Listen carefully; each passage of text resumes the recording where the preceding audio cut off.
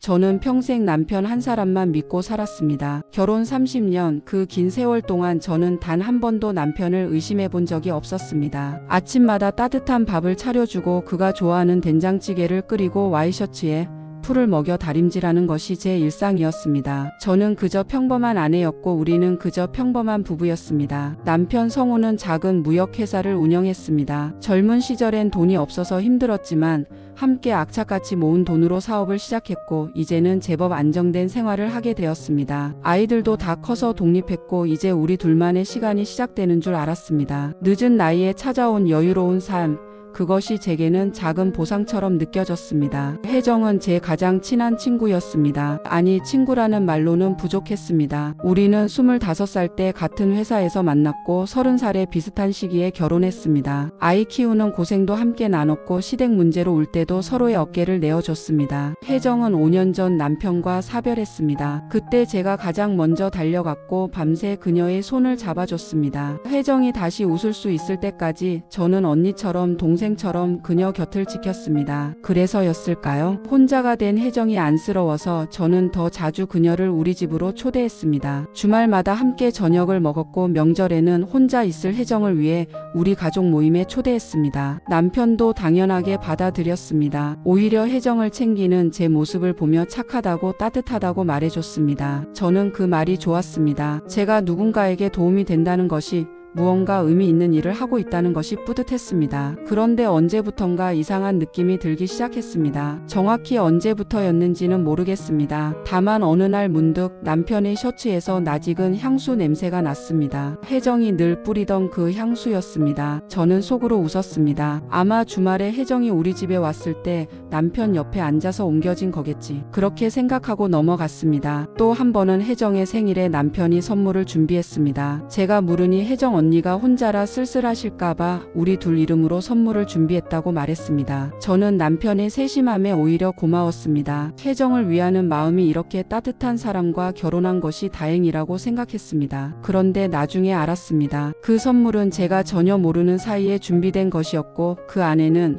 혜정이 한 달 전에 갖고 싶다고 말했던 목걸이가 들어 있었다는 것을요. 남편은 점점 늦게 들어왔습니다. 회사 일이 바쁘다고 했습니다. 저는 믿었습니다. 사업이 커지면서 할 일이 많아진 거라고 생각했습니다. 함께 밥을 먹는 횟수도 줄어들었습니다. 주말에도 골프 약속이 있다며 나갔고 가끔 해외 출장을 다녀왔습니다. 그럴 때마다 저는 혼자 집을 지켰습니다. 외롭기는 했지만 이것이 중년 부부의 일상이라고 다들 이렇게 사는 거라고 스스로를 위로했습니다. 제 생일이었습니다. 남편은 아침 일찍 나가면서 저녁에 외식하자고 말했습니다. 저는 하루 종일 설레는 마음으로 기다렸습니다. 새로 산 옷을 입고 머리도 손질하고 오랜만에 화장도 제대로 했습니다. 그런데 저녁 6시 남편에게서 문자가 왔습니다. 갑자기 거래처 미팅이 잡혀서 못 갈 것 같다고 미안하다고 다음에 보상해 주겠다고. 저는 거울 속 제 모습을 한참 바라봤습니다. 처음으로 눈물이 났습니다. 왜 이렇게 서러운지 왜 이렇게 외로운지 알 수 없었습니다. 그날 밤 혜정에게 전화했습니다. 그녀는 바로 달려와 줬습니다. 함께 케이크를 사고 와인을 마시며 이야기를 나눴습니다. 혜정은 제 손을 잡으며 괜찮다고 남자들은 원래 그렇다고 나중에 정신 차리면 후회한다고 말했습니다. 저는 그녀의 위로에 조금 마음이 풀렸습니다. 역시 혜정이었습니다. 이렇게 힘들 때 제일 먼저 달려와 주는 친구. 그런데 그날 밤 혜정이 돌아간 후 그녀가 두고 간 스카프에서 남편의 애프터 쉐이브 냄새가 났습니다. 저는 그 스카프를 한참 들여다봤습니다. 몸이 아프기 시작했습니다. 잠도 제대로 오지 않았고 입맛도 없었습니다. 가슴이 답답하고 숨쉬기가 힘들었습니다. 병원에 갔더니 스트레스성 증상이라고 했습니다. 의사는 마음의 짐을 내려놓으라고 조언했습니다. 하지만 어떻게 내려놓을 수 있을까요? 무엇을 내려놓아야 하는지도 모르겠는데 말입니다. 어느 날 남편의 휴대폰이 식탁 위에 놓여 있었습니다. 평소라면 절대 보지 않았을 것입니다. 하지만 그날따라 손이 갔습니다. 떨리는 손으로 화면을 켰습니다. 비밀번호는 제 생일이었습니다. 아이러니했습니다. 제 생일조차 챙기지 않는 사람이 비밀번호만은 제 생일로 해놓은 놓았다니. 메시지 목록에서 혜정의 이름을 발견했습니다. 마지막 메시지는 어제 밤 11시에 온 것이었습니다. 오늘도 당신 덕분에 행복했어요. 잘 자요 내 사랑. 세상이 멈춘 것 같았습니다. 손이 떨렸고 숨이 막혔습니다. 이건 아니라고 뭔가 오해라고 스스로에게 말했습니다. 하지만 위로 스크롤을 올리면 올릴수록 더 많은 메시지들이 보였습니다. 보고 싶다는 말, 사랑한다는 말, 함께 있고 싶다는 말. 그 모든 말들이 제 남편과 제 친구 사이에 오갔습니다. 저는 남편을 기다렸습니다. 그가 집에 돌아왔을 때 저는 그 휴대폰을 내밀었습니다. 설명해 보라고 말했습니다. 남편은 당황했지만 금방 침착해졌습니다. 그리고 말했습니다. 혜정이 힘든 시기를 겪고 있어서 위로해 주는 것뿐이라고. 오해하지 말라고. 저는 웃음이 나왔습니다. 30년을 함께 산 아내에게 이런 거짓말을 하다니. 저는 물었습니다. 얼마나 됐냐고. 남편은 대답하지 않았습니다. 그 침묵이 모든 것을 말해 주었습니다. 그날 밤 저는 처음으로 남편과 크게 싸웠습니다. 아니, 싸움이라기보다는 일방적인 폭로에 가까웠습니다. 남편은 결국 인정했습니다. 혜정과 2년째 만나고 있다고. 처음엔 위로하는 관계였는데 어느새 서로에게 의지하게 됐다고. 미안하다고. 하지만 당신도 이해해달라고. 우리 부부 관계는 이미 식었다고. 이제는 형식만 남은 관계라고. 저는 그 말을 듣고 숨이 막혔습니다. 2년. 그 긴 시간 동안 저 혼자만 모르고 있었던 겁니다. 더 충격적인 것은 혜정이었습니다. 다음날 혜정을 만났습니다. 그녀는 울면서 무릎을 꿇었습니다. 미안하다고. 처음엔 정말 아니었다고. 그냥 위로받고 싶었을 뿐이라고. 성우 오빠가 너무 따뜻하게 대해줘서 마음이 흔들렸다고. 하지만 진심으로 사랑하게 됐다고. 저는 그녀의 말을 끝까지 듣지 못했습니다. 친구라고 믿었던 사람의 입에서 나온 그 말들이 칼처럼 제 가슴을 찔렀습니다. 그날 이후 저는 집에 혼자 있었습니다. 남편은 회사 근처 오피스텔에서 지낸다고 짐을 싸갔습니다. 이혼하자는 말은 하지 않았습니다. 시간을 갖자고만 했습니다. 저는 대답하지 않았습니다. 텅 빈 집에서 저는 무엇을 해야 할지 몰랐습니다. 밥을 먹어야 하는지, 자야 하는지, 살아야 하는지조차 알 수 없었습니다. 어느 날 가슴 통증이 심해져서 쓰러졌습니다. 이웃이 발견해서 병원에 실려갔습니다. 응급실에서 깨어났을 때 옆에는 아무도 없었습니다. 간호사가 물었습니다. 보호자 연락처가 어떻게 되냐고. 저는 남편 번호를 불러줬습니다. 하지만 남편은 오지 않았습니다. 대신 저녁 무렵 병실 문이 열렸습니다. 그곳에 혜정이 서 있었습니다. 혜정은 조심스럽게 다가와 과일 바구니를 놓았습니다. 그리고 말했습니다. 성우 오빠가 바쁘다고 해서 대신 왔다고. 빨리 나으라고. 저는 그녀를 바라봤습니다. 예전에 제 친구가 아니었습니다. 제 남편을 빼앗은 여자가 서 있었습니다. 저는 조용히 말했습니다. 나가달라고. 다시는 제 앞에 나타나지 말라고. 혜정은 고개를 숙이고 나갔습니다. 병원에서 사흘을 보냈습니다. 그 사흘 동안 남편은 단 한 번도 연락하지 않았습니다. 문병도 오지 않았습니다. 아이들이 알까봐 연락하지 못했습니다. 딸아이가 알면 얼마나 상처받을까. 아들이 알면 아버지를 어떻게 볼까. 그런 생각에 저는 혼자 모든 것을 견뎠습니다. 퇴원하는 날 택시를 타고 집에 돌아왔습니다. 현관문을 열고 들어섰을 때 집은 여전히 텅 비어 있었습니다. 저는 그제야 깨달았습니다. 이 집에서 저는 이미 오래전부터 혼자였다는 것을요. 그날 밤 저는 오랜만에 남편이 서재에 들어갔습니다. 평소에는 들어가지 않는 공간이었습니다. 남편의 사적인 공간을 존중한다는 명목으로 실은 관심이 없어서 들어가지 않았던 곳. 책장을 살펴보다가 오래된 수첩 하나를 발견했습니다. 호기심에 펼쳐본 그 수첩에는 놀라운 내용이 적혀 있었습니다. 혜정과의 만남이 기록되어 있었던 것입니다. 날짜별로, 장소별로, 심지어 기념일까지. 저는 손이 떨렸습니다. 이렇게 세세하게 기록해둘 만큼 그들의 관계는 진지했던 것입니다. 수첩을 더 넘기자 제 이름도 나왔습니다. 정민은 눈치채지 못하고 있다. 다행이다. 아직은 시간이 필요하다. 이런 문장들이 적혀 있었습니다. 저는 웃음이 나왔습니다. 바보 같은 아내를 둬서 다행이라는 뜻이겠지요. 얼마나 저를 우습게 봤으면 이런 기록까지 남겼을까요? 그 순간 제 안에서 무언가가 끊어지는 소리가 들렸습니다. 슬픔이 아니었습니다. 분노도 아니었습니다. 그것은 차가운 결심이었습니다. 저는 그날부터 달라졌습니다. 더 이상 울지 않았습니다. 대신 계획을 세우기 시작했습니다. 먼저 우리 부부의 재산 상태를 정확히 파악했습니다. 결혼 후 쌓아온 모든 재산 목록을 만들었습니다. 집, 차, 회사 지분, 예금, 적금, 주식, 그리고 제 부모님께 물려받은 유산까지. 놀랍게도 법적으로 제 몫이 훨씬 많았습니다. 남편 회사의 시드머니가 제 유산에서 나왔고 집도 제 명의였으며 결혼 후 모은 재산의 절반은 당연히 제 것이었습니다. 변호사 여러 명을 만났습니다. 조용히 신중하게. 이혼 전문 변호사, 세무사, 회계사까지. 그들은 제게 최선의 방법을 알려줬습니다. 재산을 지키는 법, 법적으로 문제없이 처리하는 법. 하지만 저는 단순히 재산을 지키고 싶지 않았습니다. 저는 새로운 의미를 만들고 싶었습니다. 이 배신이 만든 상처를 누군가에게는 희망으로 바꾸고 싶었습니다. 그 과정에서 비슷한 처지의 여성들을 많이 만났습니다.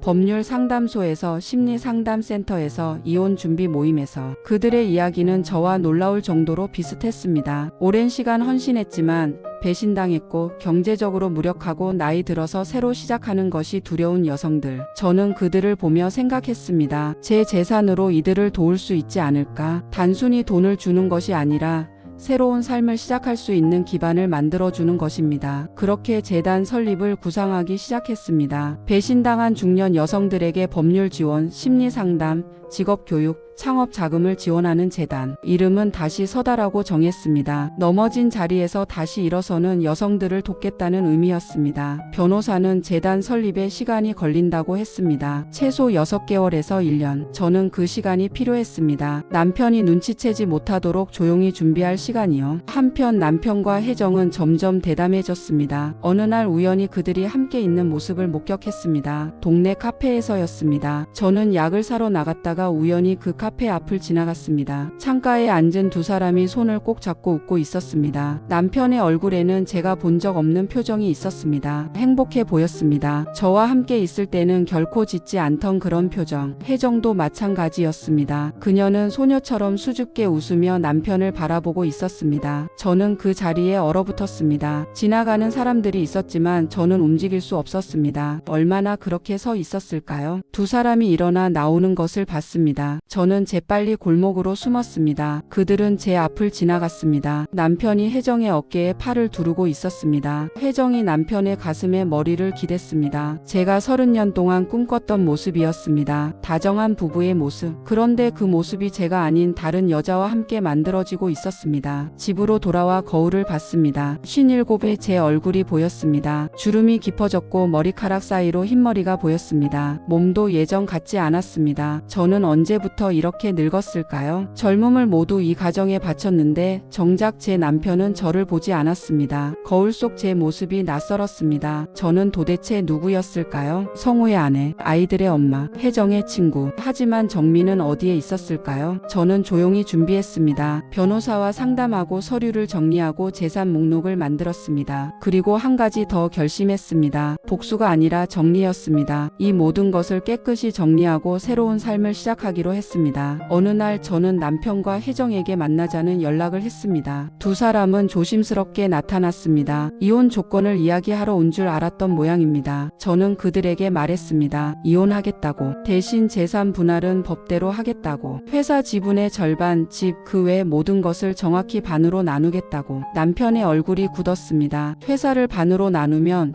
경영권 문제가 생긴다는 것을 알고 있었기 때문입니다. 협상이 시작되었습니다. 남편은 제게 집을 주겠다고 했습니다. 대신 회사 지분은 포기해달라고. 저는 거절했습니다. 그리고 역제안을 했습니다. 제가 모든 재산을 포기하겠다고. 집도 회사 지분도 예금도 모두 남편이 가져도 좋다고. 대신 단 한 가지 조건이 있다고 말했습니다. 앞으로 1년 동안 제가 하는 일에 일체 간섭하지 말아달라고. 재산 이전은 1년 후에 하겠다고. 남편과 혜정은 당황스러워했지만 결국 동의했습니다. 너무 쉬운 거래였으니까요. 남편은 제가 포기한 것이라고 생각했을 겁니다. 나이든 여자가 새로 시작할 용기가 없어서 그냥 조용히 물러나는 것이라고. 혜정도 안도한 표정이었습니다. 더 이상 죄책감을 느끼지 않아도 되니까요. 하지만 그들은 몰랐습니다. 제가 얼마나 치밀하게 준비하고 있었는지를요. 저는 그렇게 시간을 벌었습니다. 그리고 그 1년 동안 저는 바쁘게 움직였습니다. 먼저 회사 지분부터 정리했습니다. 법적으로 제 것인 지분을 제3자에게 매각하는 절차를 밟았습니다. 남편은 전혀 눈치채지 못했습니다. 그는 1년 후에 모든 것이 자기 것이 될 거라고 안심하고 있었으니까요. 회사 지분 매각으로 상당한 현금을 확보했습니다. 그 돈으로 부동산을 정리했습니다. 제 명의로 된 집과 땅을 모두 매각했습니다. 그 과정은 쉽지 않았습니다. 30년을 살았던 집을 파는 것은 쉬운 결정이 아니었습니다. 그곳에는 아이들이 자란 흔적이 있었습니다. 거실 벽에는 아이들 키를 재던 연필 자국이 남아 있었고 부엌에는 제가 수천 번 밥을 지었던 흔적이 있었습니다. 하지만 저는 단호했습니다. 그 집은 이미 제 집이 아니었습니다. 남편과 혜정이 제 부재 중에 함께 시간을 보냈을 그곳. 이제 그곳에 제 추억을 남겨둘 이유가 없었습니다. 재단 설립 절차도 순조롭게 진행되었습니다. 다시 서다 재단은 법적으로 완벽한 구조를 갖췄습니다. 변호사와 세무사가 검토한 서류는 흠잡을 데가 없었습니다. 이사진도 꾸렸습니다. 여성 인권 변호사, 심리 상담 전문가,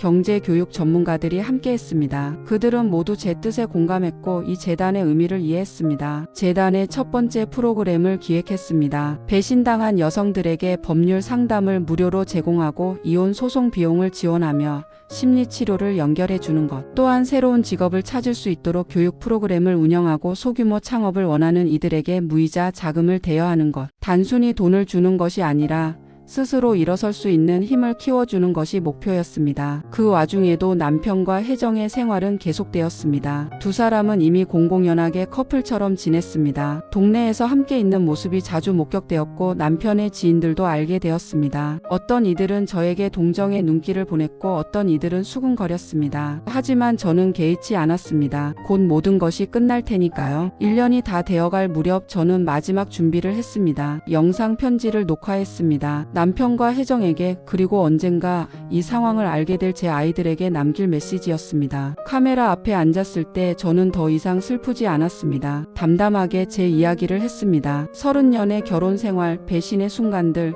그리고 제가 내린 결정에 대해서 1년이 지났습니다. 남편에게 연락했습니다. 재산 이전 서류에 서명하러 오라고. 남편은 기뻐하며 나타났습니다. 혜정도 함께였습니다. 두 사람은 이미 동거를 시작한 상태였습니다. 제가 약속한 1년이 지났으니 이제 모든 재산을 받을 수 있다고 생각했을 겁니다. 그들의 얼굴에는 안도와 기대가 섞인 표이 있었습니다. 약속 장소는 조용한 카페였습니다. 저는 일찍 도착해서 자리에 앉아 있었습니다. 남편과 혜정이 들어왔을 때 저는 그들을 담담하게 바라봤습니다. 1년 만에 보는 남편은 여유로워 보였습니다. 혜정도 마찬가지였습니다. 그들은 행복해 보였습니다. 제 희생 위에 세워진 행복이었지만요. 남편이 먼저 말을 꺼냈습니다. 회사가 어려워졌다고, 급하게 자금이 필요하다고, 집과 재산을 빨리 이전해달라고. 저는 고개를 끄덕였습니다. 그럴 줄 알았습니다. 남편은 제 지분 때문에 회사 경영에 어려움을 겪고 있었던 것입니다. 이제 그 문제가 해결될 거라고 생각하며 안도하고 있었겠지요. 제 변호사가 서류 봉투를 꺼냈습니다. 두꺼운 봉투였습니다. 남편은 기대에 찬 눈으로 봉투를 바라봤습니다. 하지만 그 안에 들어있는 것은 재산 이전 서류가 아니었습니다. 재단 설립 증서였습니다. 그리고 모든 재산이 이미 사회에 기부되었다는 증명서였습니다. 부동산 매각 계약서, 회사 지분 양도 계약서, 그리고 재단 출연 증서까지. 남편의 얼굴이 새하얗게 변했습니다. 서류를 보더니 손이 떨렸습니다. 이게 무슨 짓이냐고 소리쳤습니다. 약속이 다르지 않냐고, 재산을 넘겨주기로 했지 않냐고. 주변 사람들이 쳐다봤지만 남편은 개의치 않았습니다. 저는 조용히 말했습니다. 제 재산을 제가 원하는 곳에 쓴 것뿐이라고. 법적으로 아무 문제가 없다고. 1년 동안 제가 하는 일에 간섭하지 않기로 약속하지 않았냐고. 혜정이 울기 시작했습니다. 어떻게 이럴 수 있냐고, 우리가 얼마나 미안해하는지 아느냐고. 저는 웃음이 나왔습니다. 미안해하는 사람들이 1년 내내 함께 살면서 행복해했나요? 미안해하는 사람들이 제가 병원에 실려갔을 때 오지 않았나요? 저는 더 이상 그들의 변명을 듣고 싶지 않았습니다. 변호사가 차분하게 설명했습니다. 회사 지분은 이미 합법적으로 제3자에게 매각되었고 집도 팔렸으며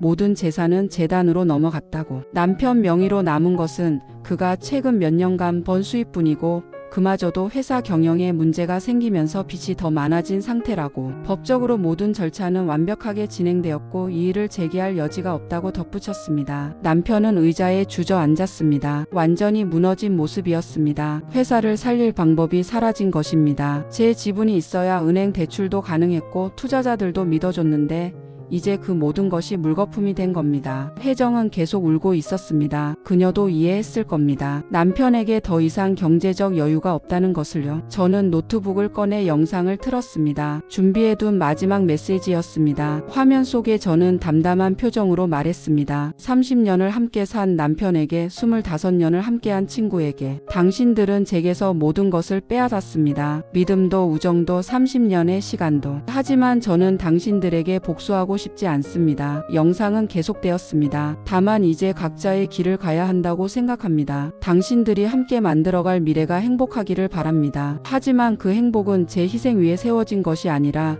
당신들 스스로 만들어가야 합니다. 저는 이제 제 길을 갑니다. 배신당한 여성들이 다시 일어설 수 있도록 돕는 일을 하겠습니다. 그것이 제 30년의 새로운 의미를 부여하는 방법입니다. 영상의 마지막 부분이었습니다. 제가 가꾼 정원을 기억하세요. 당신들이 함께 먹었던 밥상을 기억하세요. 제가 다린 와이셔츠를 기억하세요. 그 모든 것이 사라진 지금 당신들은 처음부터 다시 시작해야 합니다. 그것이 공평하다고 생각합니다. 아이들에게도 이 영상을 보여줄 것입니다. 엄마가 어떤 선택을 했는지, 왜 그런 선택을 했는지 알려줄 것입니다. 안녕히 계세요. 영상이 끝났습니다. 카페에는 침묵만 흘렀습니다. 남편은 고개를 들지 못했고 혜정은 계속 울고 있었습니다. 저는 자리에서 일어났습니다. 더 이상 할 말이 없었습니다. 나가려는데 남편이 제 팔을 잡았습니다. 미안하다고, 정말 미안하다고 말했습니다. 목소리가 떨렸습니다. 그제야 후회하는 것 같았습니다. 저는 그의 손을 조용히 떼어냈습니다. 미안하다는 말로는 부족합니다. 2년 동안 저를 속였고 제 친구와 저를 배신했으며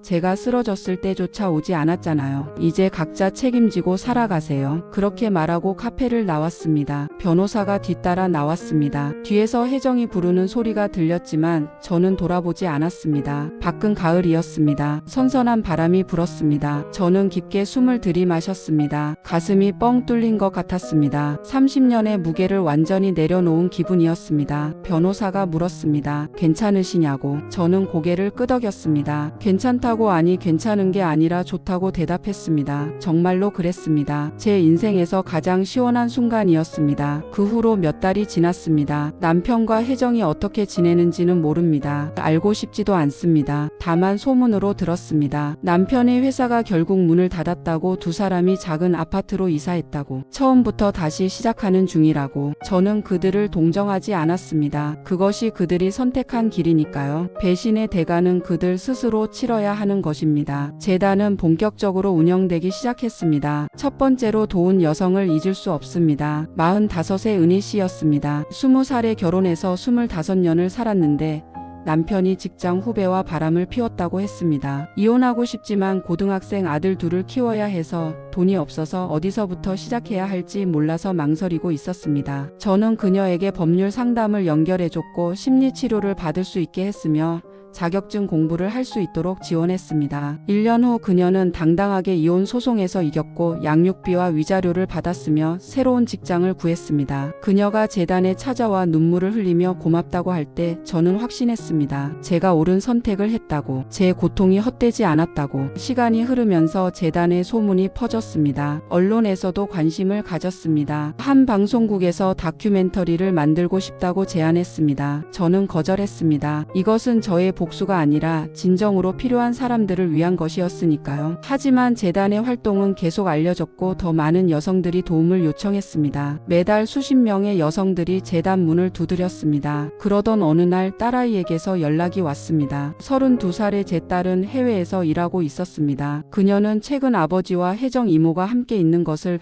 SNS에서 봤다고 했습니다. 무슨 일이냐고 엄마는 괜찮으냐고 물었습니다. 저는 한참을 망설이다 말했습니다. 엄마와 아빠는 이혼했다고. 자세한 이야기는 나중에 하겠다고. 딸은 울었습니다. 왜 진작 말하지 않았냐고. 혼자 힘들었을 텐데 왜 참았냐고. 저는 괜찮다고, 엄마는 이제 잘 지내고 있다고 안심시켰습니다. 하지만 딸은 당장 한국으로 돌아오겠다고 했습니다. 저는 말렸지만 딸의 고집을 꺾을 수 없었습니다. 며칠 후 딸이 한국으로 돌아왔습니다. 제주도의 제 집으로 찾아왔습니다. 바다가 보이는 작은 집, 정원이 있는 단층집. 딸은 그 집을 보며 놀랐습니다. 엄마가 이런 집에서 산다니, 혼자서도 이렇게 잘 지낼 수 있다니. 예상했던 초췌한 모습이 아니라 오히려 평화로워 보이는 제 모습에 당황한 것 같았습니다. 저는 딸에게 모든 이야기를 들려줬습니다. 아버지의 배신, 혜정의 배신, 그리고 제가 선택한 길, 재단 이야기, 제가 왜 모든 재산을 기부했는지, 그 과정에서 무엇을 깨달았는지. 딸은 처음에는 분노했습니다. 아버지에게 전화해서 따져 묻겠다고 했습니다. 어떻게 엄마한테 그럴 수 있냐고, 용서할 수 없다고 말했습니다. 하지만 저는 말렸습니다. 이제 그럴 필요가 없다고, 엄마는 이미 새로운 삶을 살고 있다고. 오히려 아버지를 미워하지 말라고 했습니다. 그것은 딸에게도 독이 될 테니까요. 사람은 실수를 하고 잘못된 선택을 합니다. 중요한 것은 그 후에 어떻게 사느냐는 것이라고 말했습니다. 딸은 재단 이야기를 듣고 눈물을 흘렸습니다. 그리고 말했습니다. 엄마가 자랑스럽다고, 이렇게 강한 사람인 줄 몰랐다고. 항상 순종적이고 조용했던 엄마가 이런 결단을 내렸다는 것이 믿기지 않는다고. 그 말을 듣는 순간 저는 비로소 자유로워진 기분이었습니다. 제가 부끄러운 존재가 아니라는 것, 오히려 당당할 수 있다는 것을 깨달았습니다. 아들도 곧 연락이 왔습니다. 35세 제 아들은 미국에서 변호사로 일하고 있었습니다. 그는 누나에게서 이야기를 들었다고 했습니다. 법적으로 완벽하게 처리했다며 제 선택을 지지했습니다. 그리고 묻었습니다. 엄마는 행복하냐고. 저는 잠시 생각했습니다. 행복한가? 쉽게 대답할 수 없는 질문이었습니다. 하지만 한 가지는 확실했습니다. 저는 더 이상 불행하지 않았습니다. 그것만으로도 충분했습니다. 아침에 일어나 바다를 볼 수 있고 의미 있는 일을 할 수 있으며 누군가에게 도움이 될 수 있다는 것. 그것이 저에게는 행복이었습니다. 아들에게 그렇게 대답했습니다. 엄마는 괜찮다고, 오히려 지금이 더 나은 것 같다고. 아이들과의 대화 후 저는 한결 가벼워졌습니다. 제가 가장 걱정했던 것이 아이들의 반응이었으니까요. 그들이 이해해주고 지지해주니 더 이상 두려울 것이 없었습니다. 저는 본격적으로 제주도 생활에 적응하기 시작했습니다. 아침마다 바다를 보며 산책하고 작은 텃밭을 가꾸고 재단 일을 하며 바쁘게 지냈습니다. 재단을 통해 만난 여성들의 이야기를 들으며 저는 많은 것을 배웠습니다. 배신은 개인의 문제가 아니라는 것을요. 우리 사회가 여성들에게 헌신을 강요하고 그 헌신을 당연하게 여기며 배신당했을 때조차 용서를 미덕으로 가르친다는 것을. 저는 그 고리를 끊고 싶었습니다. 여성들이 더 이상 희생양이 되지 않도록, 배신당했을 때 무너지지 않고 다시 설 수 있도록. 지금 저는 제주도의 작은 마을에 살고 있습니다. 바다가 보이는 작은 집에서 매일 아침 커피를 마시며 일출을 봅니다. 재단 일을 하며 저처럼 배신당한 여성들을 만나고 그들에게 다시 일어설 수 있는 힘을 주려고 노력합니다. 아직도 가끔 밤이 되면 외롭습니다. 30년의 기억이 쉽게 지워지지 않으니까요. 하지만 더 이상 그 외로움이 저를 무너뜨리지는 않습니다. 배신의 끝에서 저는 제 자신을 다시 만났습니다. 남편의 아내로, 친구의 친구로만 살았던 저는 이제 없습니다. 이제 저는 그냥 정미입니다. 누군가의 무언가가 아닌 온전한 한 사람의 정미. 여러분이라면 30년의 믿음이 무너졌을 때 어떻게 하시겠습니까? 용서하시겠습니까?가 아니면 다시 시작하시겠습니까? 정답은 없습니다. 누군가는 용서가 답이라고 말할 것입니다. 누군가는 복수가 시원하다고 말할 것입니다. 하지만 저는 제3의 길을 선택했습니다. 용서도 복수도 아닌 재건의 길을요. 오늘도 저는 바다를 보며 커피를 마십니다. 재단에서 연락이 옵니다. 새로운 의뢰인이 상담을 요청했다고. 40대 여성인데 남편의 배신으로 힘들어한다고. 저는 그녀를 만나러 갈 것입니다. 그리고 말해줄 것입니다. 당신은 혼자가 아니라고, 다시 시작할 수 있다고. 제가 그랬던 것처럼요. 다만 저는 제 선택을 후회하지 않습니다. 그것만은 확실합니다.